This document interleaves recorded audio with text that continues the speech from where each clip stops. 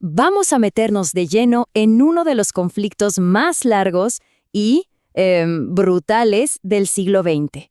Una guerra de 8 años que fue como una partida de ajedrez geopolítica, cuyas jugadas, movidas por la pura ambición y la ideología, siguen definiendo el mapa del Medio Oriente que vemos hoy.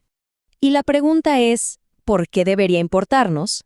Bueno, porque en este análisis vamos a desglosar cómo este conflicto se convirtió en un campo de pruebas para las superpotencias y cómo su legado, un legado de inestabilidad y desconfianza, es una herida que, créanme, todavía no termina de cerrar en la región. Bien, para entender cómo empezó todo, primero tenemos que entender a los dos jugadores principales y qué los movía en 1980. Miren, en una esquina del tablero teníamos al Irán del Ayatolá Jomeini. Acababan de tener su revolución islámica y venían con un fervor tremendo, con la meta de exportar ese modelo. Y en la otra esquina estaba el Irak de Saddam Hussein. Él vio el aparente caos en su vecino y pensó, esta es mi oportunidad. Quería tomar territorio rico en petróleo y de paso convertirse en la potencia dominante del mundo árabe. Así que el 22 de septiembre de 1980, Irak se lanza con todo. Saddam estaba convencido de que el ejército iraní estaba hecho un desastre después de la revolución y que esto sería una victoria súper rápida. ¡Uf, qué equivocado estaba! Fue un primer movimiento desastroso. Y aquí es donde la cosa se pone realmente fea. Vamos a ver cómo ese plan de una victoria fácil y rápida se convirtió en una auténtica carnicería que duró años. Imaginen esto. Lo que iba a ser una campaña de unas pocas semanas degeneró en un escenario que nos recuerda a lo peor de la Primera Guerra Mundial. Hablamos de una guerra de trincheras brutal, donde se mandaban oleadas y oleadas de soldados a una muerte casi segura. Y las tácticas eran aterradoras. Irán, que tenía mucha más población, usó las famosas olas humanas, sacrificando a miles de jóvenes.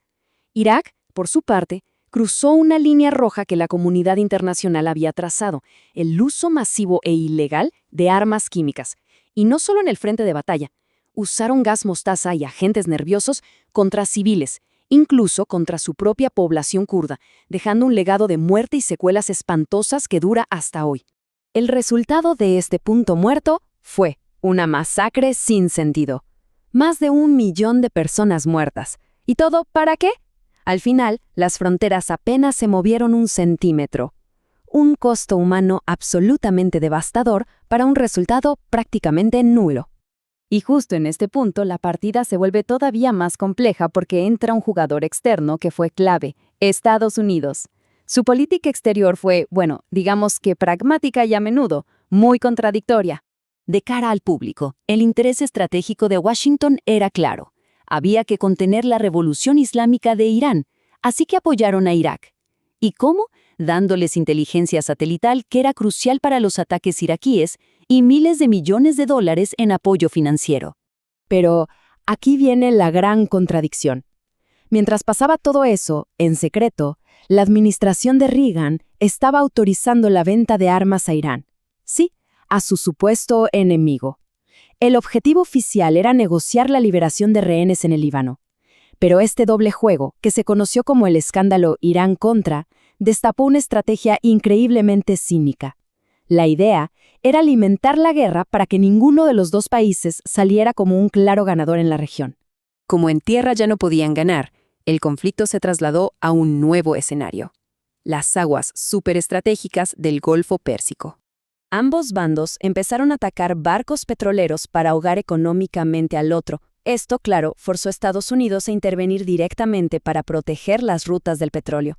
La cosa llegó a su punto más alto con la Operación Praying Mantis, una acción militar que en un solo día prácticamente aniquiló a la armada iraní. Fue una demostración de fuerza que consolidó el dominio naval de Estados Unidos en la región por décadas.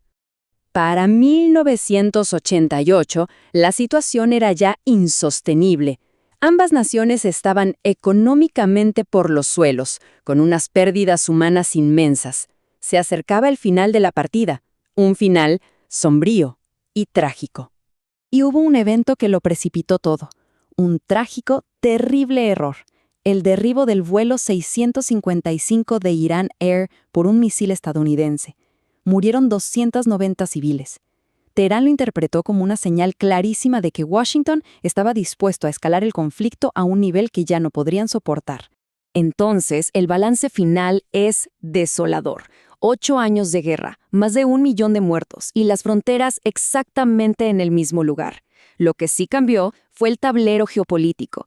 Irak terminó con un ejército gigantesco y una deuda enormes, y en Irán se consolidó un sentimiento antiestadounidense muy profundo. Y estas dos cosas, justamente estas dos, prepararon el terreno para la siguiente gran crisis, la invasión de Kuwait y la Guerra del Golfo.